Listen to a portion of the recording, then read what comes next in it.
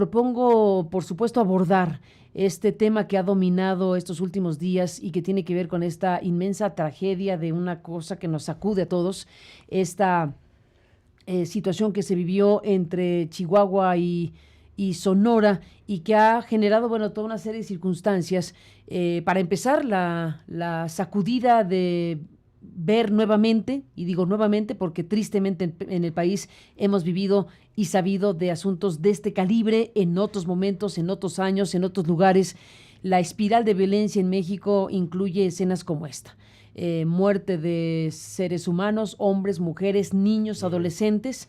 En otros momentos, en otros lugares, ahora mismo en Chihuahua, como se dio el reporte más temprano, y en otros lugares, en Jalisco también esta semana ejecutados. Esto no es algo aislado, tristemente. Tiene sus características y sus connotaciones. Familias de mujeres y niños asesinados de esta manera es algo que estremece por su connotación, por supuesto. La implicación que tiene su doble nacionalidad, el planteamiento del gobierno de los Estados Unidos, Donald Trump lanzando una idea descabellada de les podemos ayudar ahora mismo, falta que me llame su presidente y acabamos con estos delincuentes con una guerra, con todo lo que significa, la respuesta del presidente de muchas gracias, pero no, mi constitución me lo prohíbe, en pocas palabras. En fin, estamos frente a un caso y una situación de muchas aristas, Fabricio. Sí, ha habido, digamos, dos pruebas de fuego para el gobierno de la 4T en materia de seguridad. Una fue el asunto del hijo del Chapo, de Ovidio, que le pegaba, digamos, exactamente a la relación que existe entre ejército y crimen organizado en esa zona del país histórica del narcotráfico en México, Sinaloa, el Triángulo Dorado. Y ahora otra prueba de fuego, porque es, como decías, fronteriza, porque es gente que tiene doble nacionalidad. Sí. Por eso estaba ahí el canciller a primera hora viendo la situación, porque se trata, digamos, de un asunto binacional. Ya lo de Trump, pues es parte del juego de Trump. Pero Trump, ya es Trump y ya son los senadores. Así Y ya es. lo, y o sea, el ya New York empezó a hacer Times eco, ¿no? No, el Wall Street Journal. Bueno, es que el New el- York Times sale hoy también con la primera plana, con la ¿Y qué dice? portada, ¿no? Pues también que la cartelización, es decir, Sí, me refiero al artículo, perdón que te interrumpí. Al del El Wall Street Journal hace un editorial de su consejo de editores y al final dice pues que no es descartable una intervención. Exactamente. Ahora, hay O que sea, recordar que en el caso de Donald Trump, ¿y qué dice el New York Times? cuando lo mismo, es parte como de una campaña.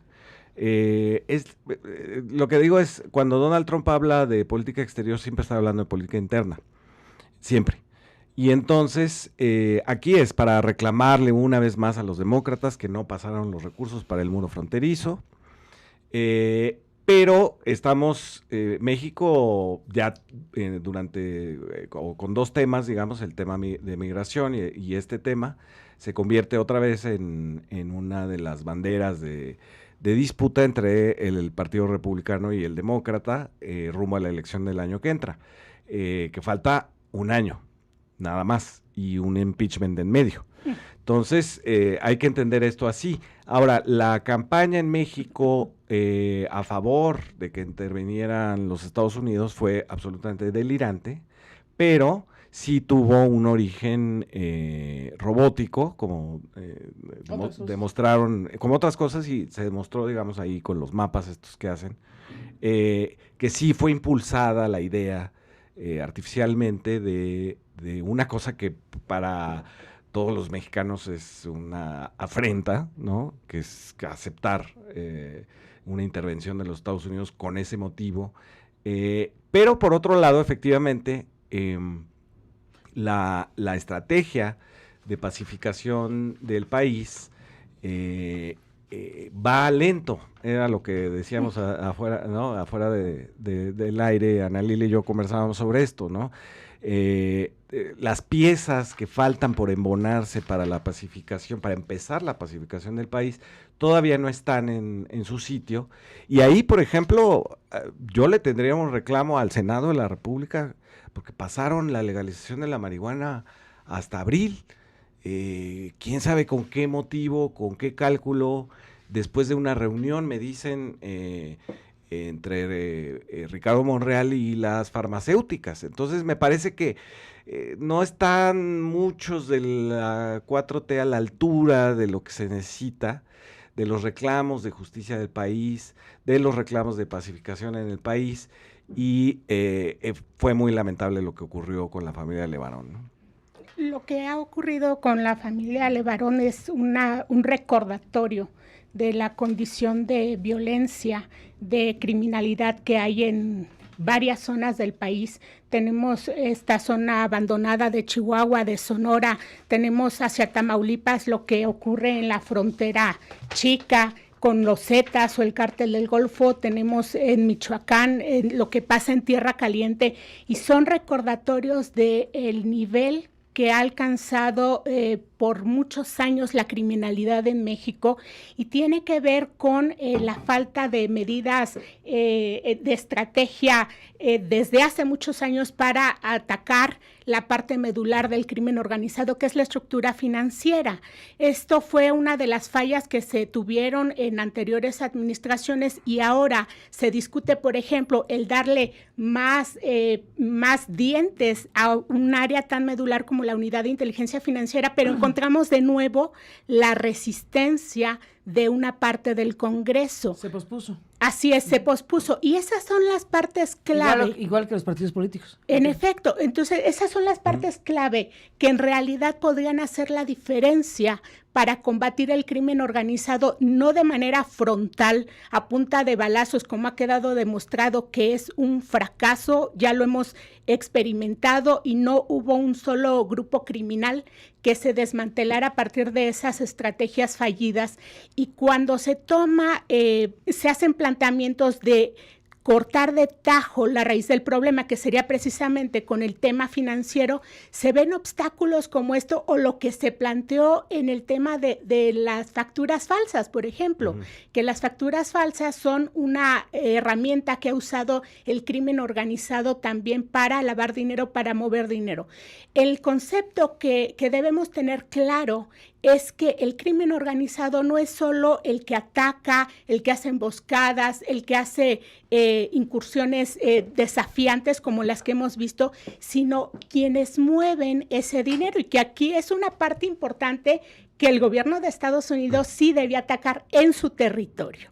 Es corresponsabilidad del gobierno estadounidense combatir la criminalidad desde su territorio, atacando estas estructuras financieras, porque también debemos recordar que el mercado de las drogas principal para los grupos criminales mexicanos es el mercado estadounidense. Y bueno, un negocio de los estadounidenses para el mercado mexicano que beneficia las finanzas estadounidenses es el armamento que compran los grupos criminales.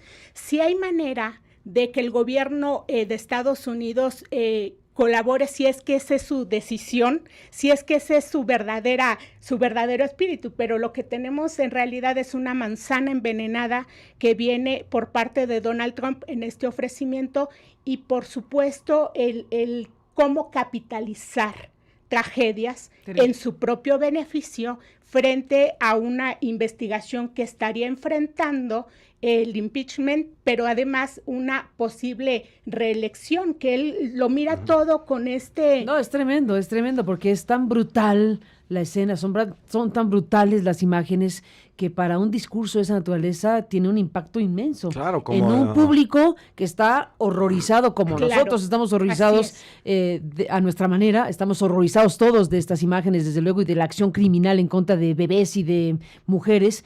pero en términos de utilización político-electoral tiene un impacto enorme. Sí, ¿te acuerdas? Es la imagen también que usó con los migrantes, ¿no? Ah, sí. Esta horda que cruzaba la frontera, Pues ¿no? las caravanas, ¿no? La caravana que tenía una mezcla ahí de utilización política por parte de Trump, de ahí viene la invasión, y entonces, Exacto. claro, veías esa caravana impresionante, poderosísima, de gente que efectivamente pues venía en esa condición gregaria, digamos, ¿no? En bola para tratar de cruzar la frontera. Bueno, toda esa utilización de Trump ha sido totalmente pues reprobable al final. Y debemos rechazarla. Recordemos que cuando empieza también esa presión contra México para frenar la migración, también en sus discursos dejaba ver que vendría el tema del narcotráfico como un chantaje. No, para dejaba ver, México. lo dijo en alguna de Lo las dijo ocasión. abiertamente, Exactamente. sí. Y ahora es lo que no tenemos. lo tenemos garantizado que no lo haga, ¿eh?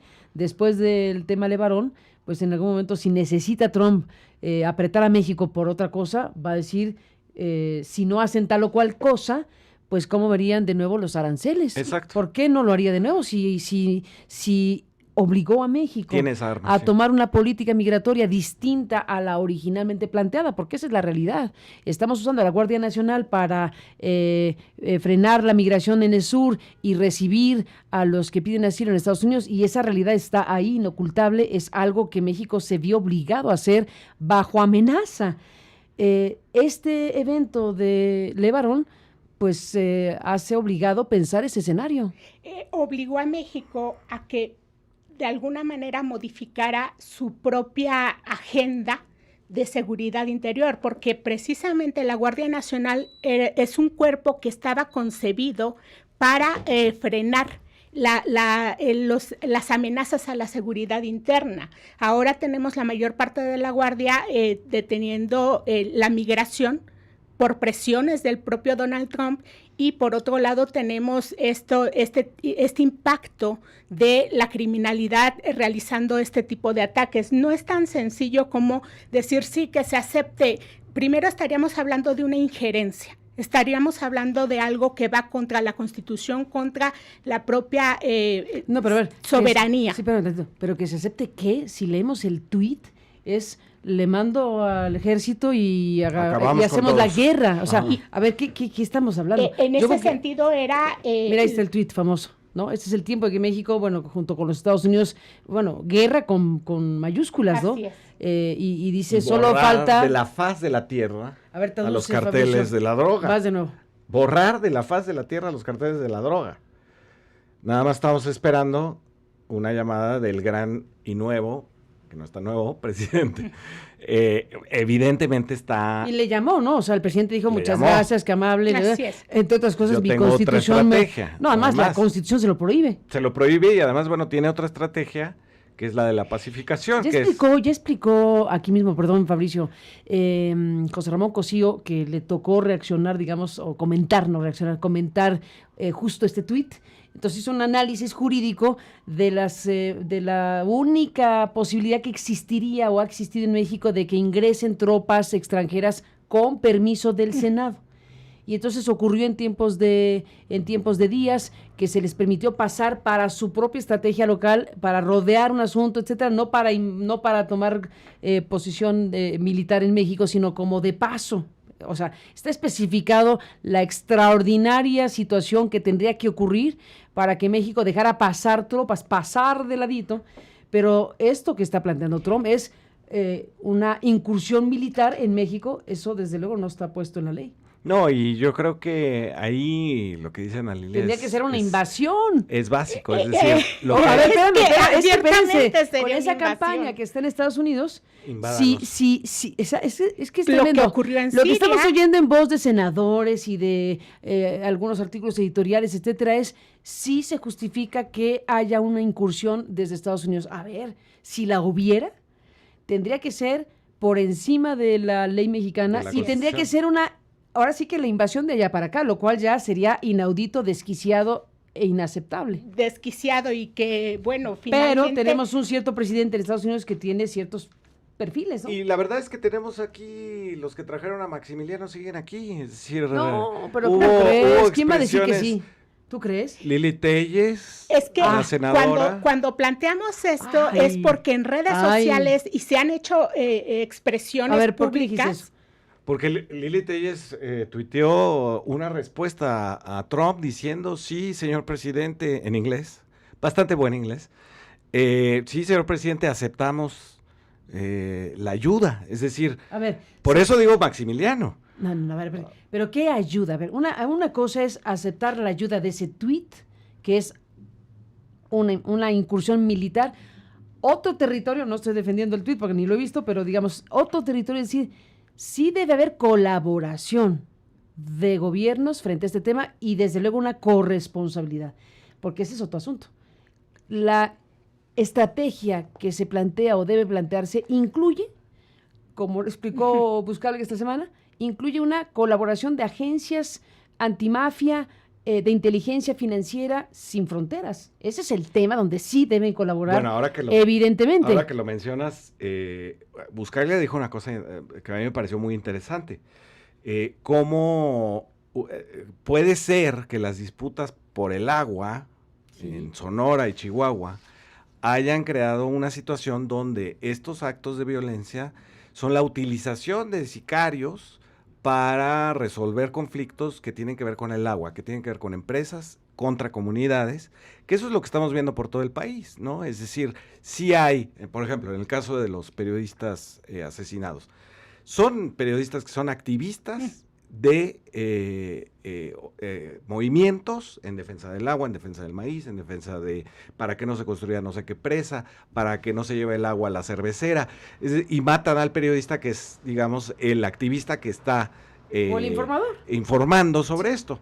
Y entonces, eso es lo que estamos viendo por todo el país. Entonces, a mí me parece interesante este acercamiento al tema de no ver nada más, como decía Ana Lilia, el coche quemado, que es lo que quiere Trump que veamos nada más, sino ver el motivo de esto y cómo a lo mejor esta violencia es ya contratada por empresas, propietarios que en disputa por recursos naturales, ¿no?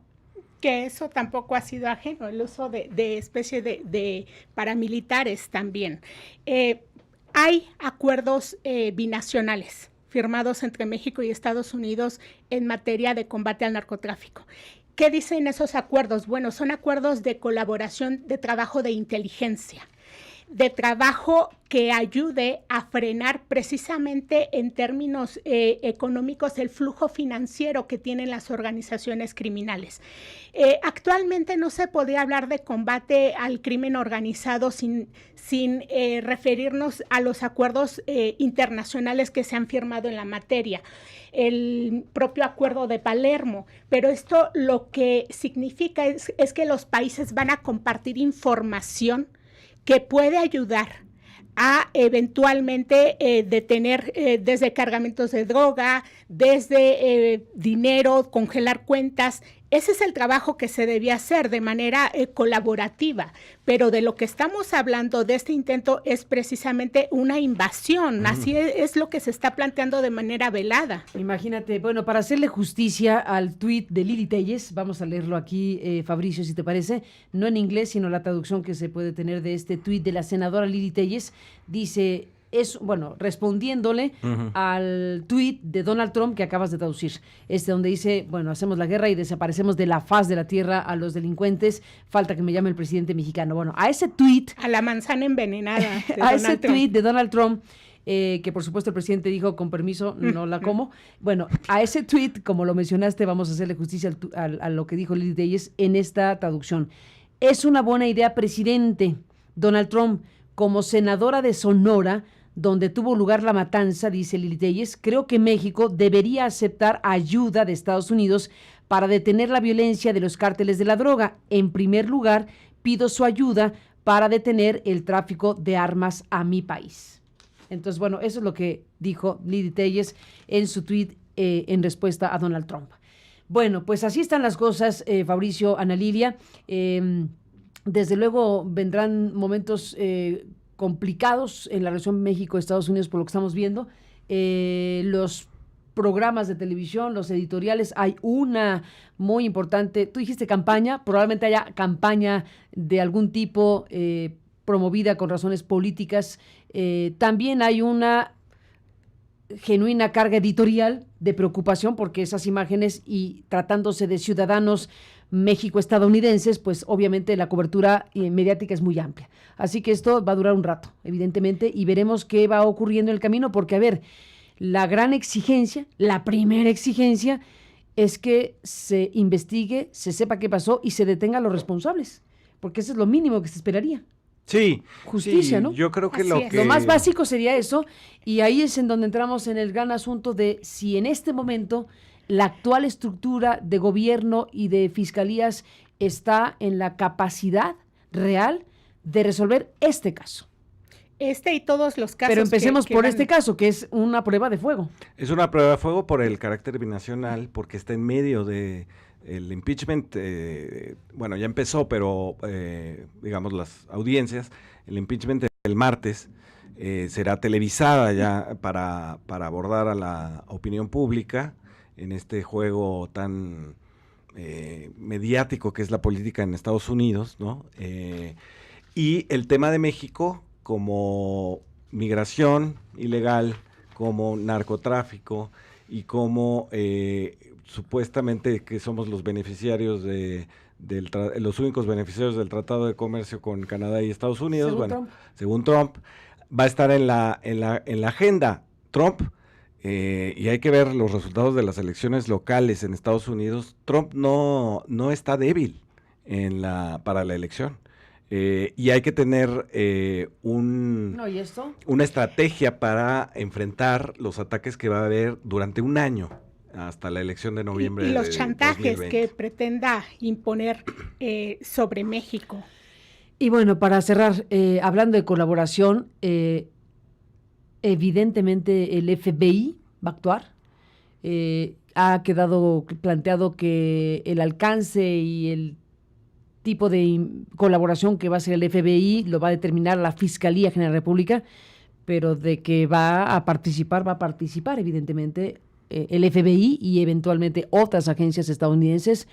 Lo deseable es que sea en términos civilizados y en colaboración y coordinación con la autoridad mexicana, que es la responsable final de estas investigaciones. Sí, en respecto a la soberanía del país. Pues sí, pero claramente pues va a haber aquí el expertise de las agencias estadounidenses para hacer la investigación, lo cual puede ser que acelere el proceso de saber qué pasó. Yo recuerdo una gráfica que mostró la Secretaría de Relaciones Exteriores cuando el asunto del hijo del Chapo Guzmán, donde se veía claramente que un 70 y tantos % de las armas de Estados Unidos que pasan a México vienen de Texas. Entonces, evidentemente no está tan difícil controlar el tráfico. Entonces son California y Texas, pero Texas es brutal. Sí. El tráfico, hoy hay una nota. El tema es si lo quieren controlar, porque ahí es un negocio. Hay una nota en el New York Times, otra nota en el New York Times donde, porque eso te digo que hay una campaña, pero bueno, donde es detenido un muchacho de 12 años que llevaba un cargamento de armas hacia México, ¿no? Y está precisamente ese tema, digamos, de las armerías en los Estados Unidos, lo fácil que es conseguir armamento pesado y lo fácil que es pasar la frontera de allá para acá. Que aquí cuando Fabricio decía de esta campaña que parece haber contra México por parte de congresistas también, es porque cuando se hace estos discursos de la situación que vive México, en ningún momento se está hablando de la corresponsabilidad de Estados Unidos en esta circunstancia. Y ese es un punto que también será tarea de los propios representantes mexicanos ponerlo en las agendas, hablar de corresponsabilidades. Bueno, habríamos de rastrear, no los tengo aquí a la mano, perdón que no los tengo, pero los citó, ayer tuve una conversación con Duncan Good, el director del Woodrow Wilson en el Proyecto México, y con Samuel González Ruiz, quien fuera en su momento el primer responsable de un órgano del Estado para combatir la delincuencia organizada cuando era la UEDO, ¿se acuerdan? Así es. El antecedente de la CIEDO y luego de la CEIDO. Ajá. Bueno, González, bueno, González Ruiz hablábamos del tema y por lo pronto traje a colación lo del FBI porque lo comentó el propio Samuel, el doctor González Ruiz, sobre que el FBI va a hacer la investigación en pocas palabras. Pero estamos también frente al tema de el tipo de colaboración que se puede esperar precisamente al respecto de este asunto. Si se reedita un plan Mérida, pues ¿para qué va? ¿Para qué? No sirve. No, pero sí se requiere una colaboración importante al respecto. De inteligencia, yo diría. De inteligencia, ¿no? De ambos. Y la palabra que usaste, perdón, se me fue el hilo, pero aquí está. La palabra que usaste. Se tiene que enfatizar en el tema de la corresponsabilidad. Así es. Porque, a ver, aquí estamos hablando de algo que ocurre gracias a que hay un mercado inmenso en los Estados Unidos, a que hay un tráfico de armas inmenso hacia México, que los muertos los ha puesto México fundamentalmente, Exacto. pero el tipo de colaboración tiene que partir del hecho del respeto a la soberanía de las dos naciones, o más naciones si se quiere, pero digamos el respeto a la soberanía de las dos naciones y una colaboración de altura que incluya el establecimiento de herramientas que otros países tienen, como lo planteaba Buscaglia, de unidades especializadas antimafia y unidades especializadas, aquí está el gran tema también, antiterrorismo.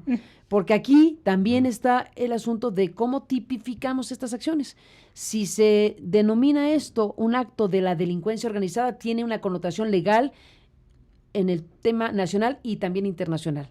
Si se le coloca en el territorio de actos de terrorismo, como lo que podría también caber en el caso de Culiacán, donde hay una acción en donde la población civil es víctima de esto, con este debate de si lo que ocurrió con Levarón fue un acto de confusión, como ha sido sostenido por Alfonso Durazo, o es un acto deliberado contra los Levarón, son cosas distintas. No solo son cosas distintas en términos del impacto que causa que se sepa qué fueron contra ellos y no fue una confusión. Jurídicamente es diferente decir esto es terrorismo que es un acto de delincuencia organizada.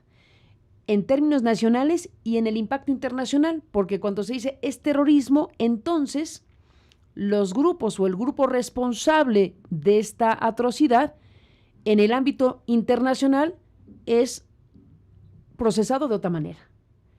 Y entonces ahí estamos hablando de cosas distintas. Por eso la palabra terrorismo no es solo un asunto metafórico, es una situación cuya implicación nacional e internacional es muy grande. Porque además es lo que ha utilizado Estados Unidos para hacer ocupación, hacer incursión militar en otros países. Ahí está la clave. También es esto, o sea, las dos, una navaja de doble filo. Una navaja de doble filo. México también lo utilizó cuando la matanza en Texas. Allá en Texas. Así es. Nosotros tenemos recursos legales allá como gobierno, porque dijimos fue un acto de terrorismo en contra de mexicanos. Ellos pueden decir exactamente lo mismo acá.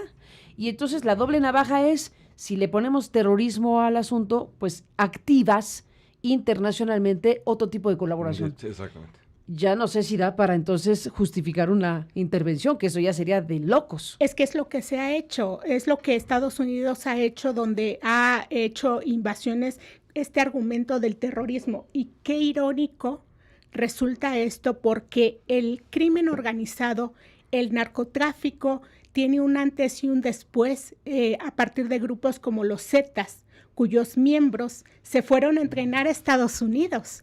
Y a partir ¿Y con los caiviles?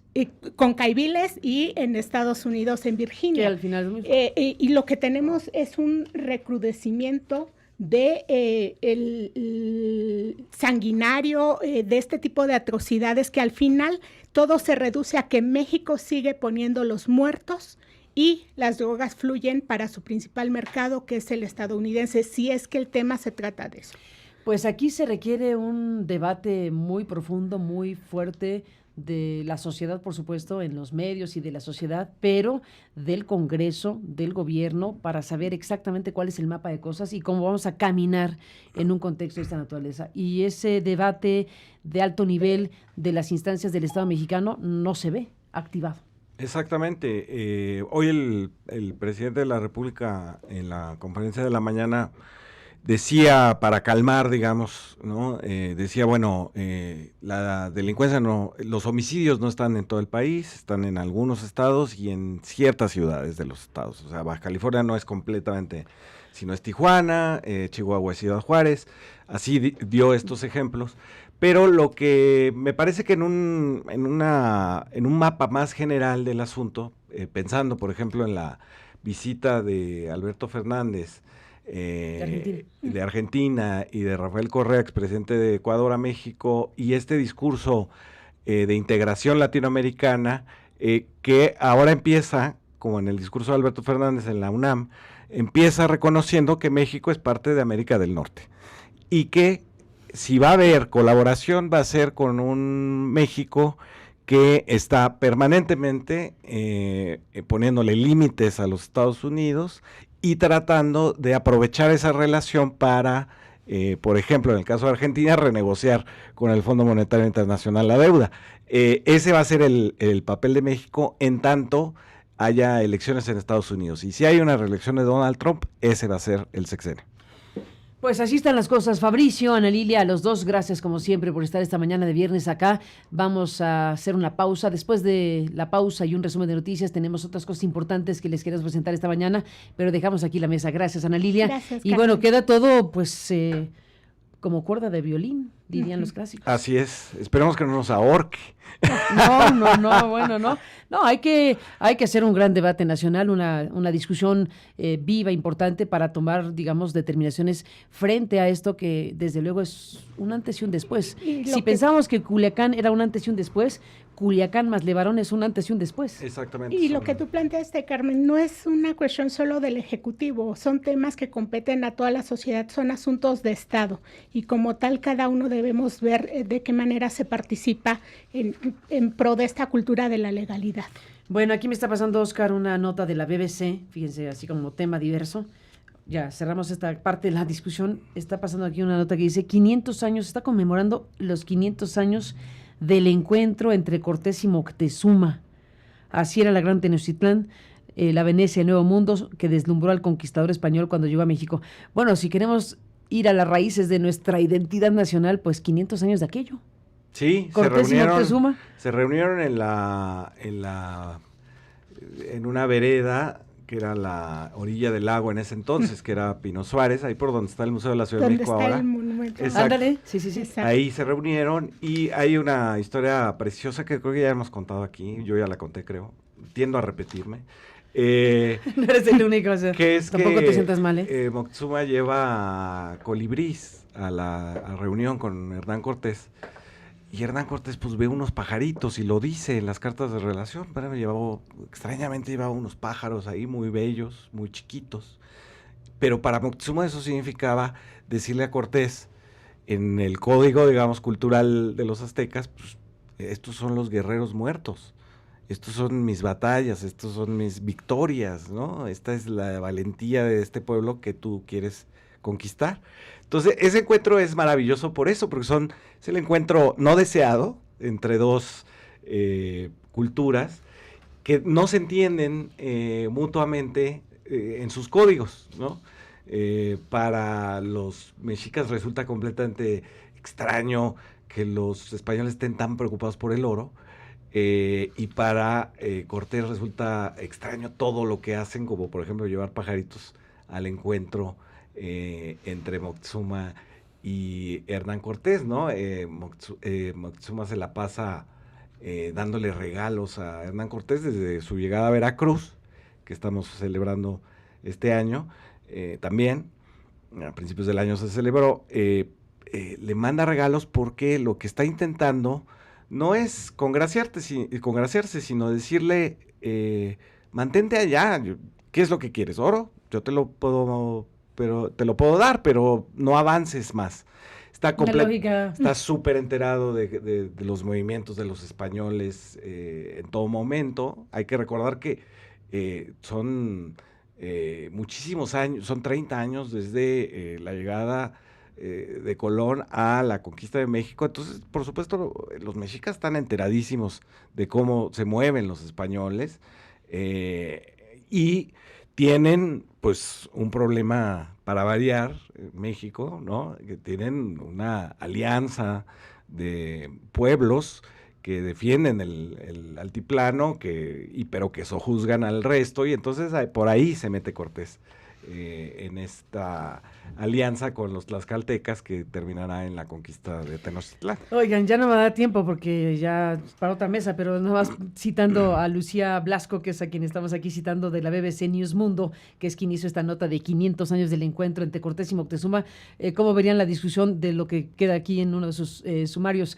¿Por qué 500 años después en México no le perdonan a Tlaxcala que se aliara con el conquistador español Hernán Cortés? Daría para varias mesas. Yo le recomiendo a los que nos están viendo y escuchando el nuevo libro de Federico Navarrete, que se llama ¿Quién conquistó México?, que está publicado en Debate. Yo lo estoy leyendo, es un libro pequeño, pero es interesante. ¿Y qué está buenísimo? Es interesante, pues, todas las alianzas que se hicieron en torno a los tlaxcaltecas y con los españoles un poco marginados, porque lo que les interesaba a los tlaxcaltecas era quitarse de encima a los mexicas.